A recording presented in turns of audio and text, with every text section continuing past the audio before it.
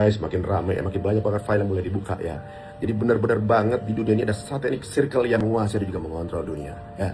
Dan yang dibilang teori konspirasi bagaimana pengorbanan anak bayi, benar-benar nggak habis pikir. Kirain cuma ya cerita bualan halu-halu doang ya.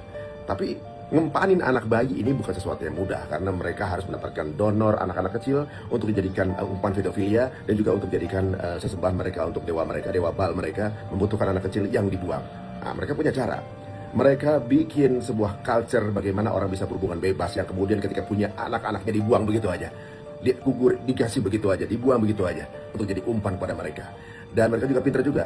Mereka ciptakan gaya-gaya hidup yang kemudian udah mereka butuh, mereka dapat cuan ya. Jadi mereka ada bisnis pornografi, kemudian kehidupan bebas yang akhirnya karena anak kecil sembarangan yang mereka bisa ambil gampang banget ya kan. Ada juga bisnis yang memudahkan ke arah situ, misalnya alkohol, drugs, apalagi yang melalaikan mereka gitu, hura-hura segala macam ya.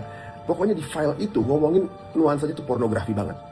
File itu nuansanya pornografi, nuansanya politik, nuansanya banking system yang menggencat lawan politik, nuansanya adalah penindasan yang berbeda atau menghalangi kebutuhan politik mereka ya.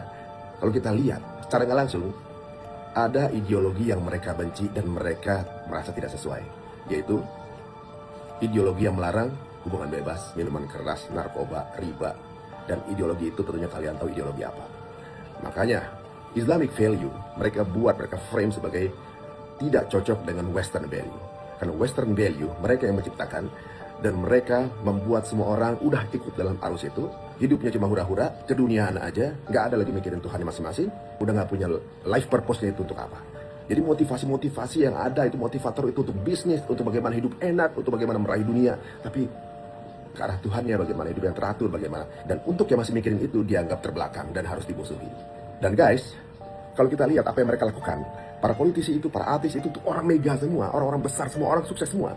Mereka melakukan satanic circles ini, satanic penyembahan ini. Mereka benar-benar sukses. Yang membuktikan apa? Ini serem banget. Berarti setan itu benar-benar ada guys. Tapi ada fakta yang lebih besar lagi. Mau tahu apa? Kalau setan itu ada, Tuhan juga ada dong. Oke, take care.